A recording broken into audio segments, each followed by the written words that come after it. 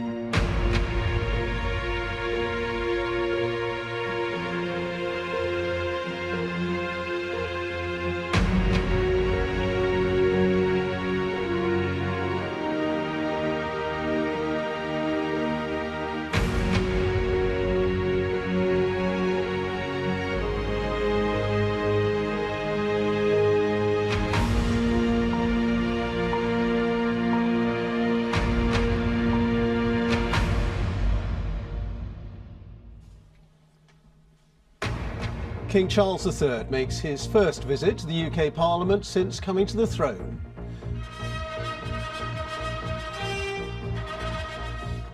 In a special ceremony at the Palace of Westminster, he received condolences from both Houses of Parliament. It is a loss to all of us, but we know, most of all, it is a loss to you, Your Majesty, and to the royal family.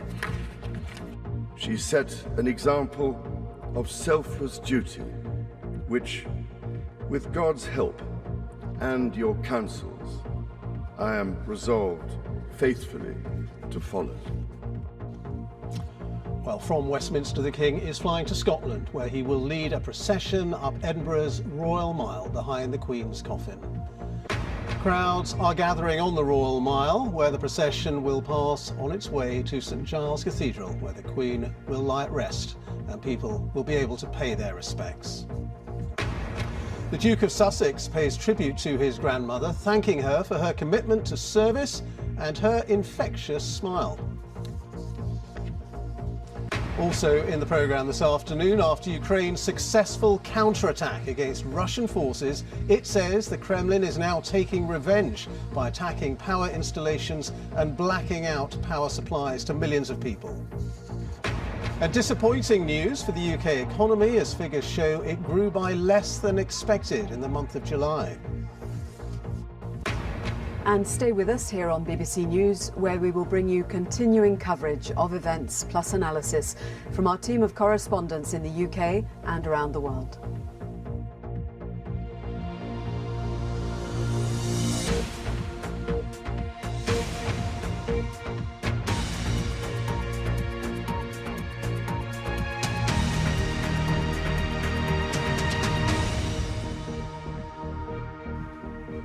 Good afternoon. King Charles has visited the UK Parliament this morning for the first time since taking the throne. Along with the Queen Consort, the King heard messages of condolence from both houses in the ancient Westminster Hall before then delivering his response.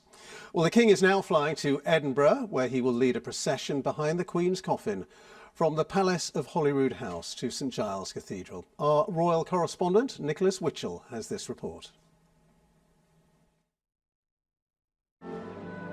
To Westminster Hall, the ancient building which has been at the centre of British history for 1,000 years. The setting over the centuries for moments of national significance, for celebration and sorrow. And it was here in 2012 that Queen Elizabeth made her last address to the joint houses of the British Parliament during her Diamond Jubilee.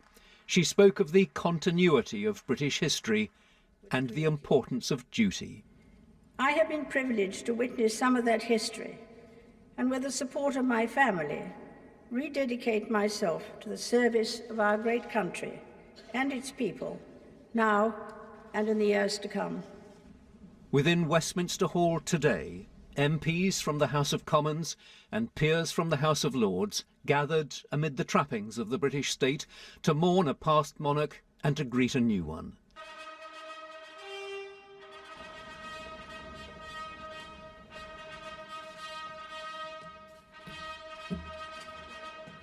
The Speaker of the House of Commons, Sir Lindsay Hoyle, spoke about the nation's loss. It is a loss to all of us, but we know, most of all, it is a loss to you, your Majesty, and to the royal The King spoke of his new responsibilities. As I stand before you today, I cannot help but feel the weight of history which surrounds us and which reminds us of the vital parliamentary traditions to which members of both houses dedicate yourselves with such personal commitment for the betterment of us all. Parliament is the living and breathing instrument of our democracy. That your traditions are ancient, we see in the construction of this great hall, and the reminders of medieval predecessors of the office to which I have been called. My lords and members of the House of Commons, we gather today in remembrance of the remarkable span of the Queen's dedicated service to her nations and peoples. While very young, Her late Majesty pledged herself to serve her country and her people, and to maintain the precious principles of constitutional government which lie at the heart of our nation. This vow she kept with unsurpassed devotion. She set an example of selfless duty, which, with God's help and your counsels, I am resolved faithfully to follow.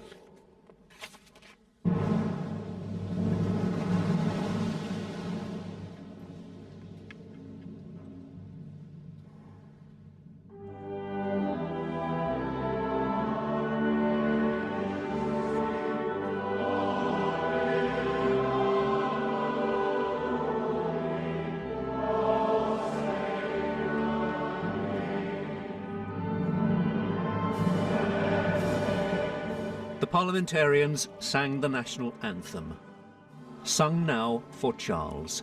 And with that and the loyal addresses from both houses of the British Parliament, the King left to begin his visits to the home nations of his kingdom, starting in Scotland, where the coffin of his late mother, Queen Elizabeth, is resting.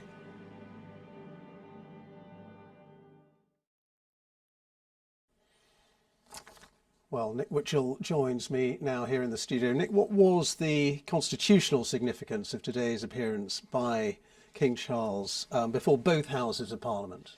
This is absolutely fundamental and terribly important. It is an affirmation of the whole principle of the Crown in Parliament. This is the bedrock of our constitutional settlement, the hereditary monarchy working with the parliamentary democracy. And as he said in his speech towards the end there, the principles of constitutional government which lie at the heart of our nation, pledging to maintain those principles, talking about the example of selfless duty which his mother represented, and I am resolved faithfully to follow. Now, this is the third time that he has said this within the space of these last few days. He said it in his televised address on Friday, at the Accession Council on Saturday, and now again this morning to both houses of Parliament. And of course it's really important that he does say this because this is a monarch about whom, in his previous role as Prince of Wales, there have been significant concerns about his tendency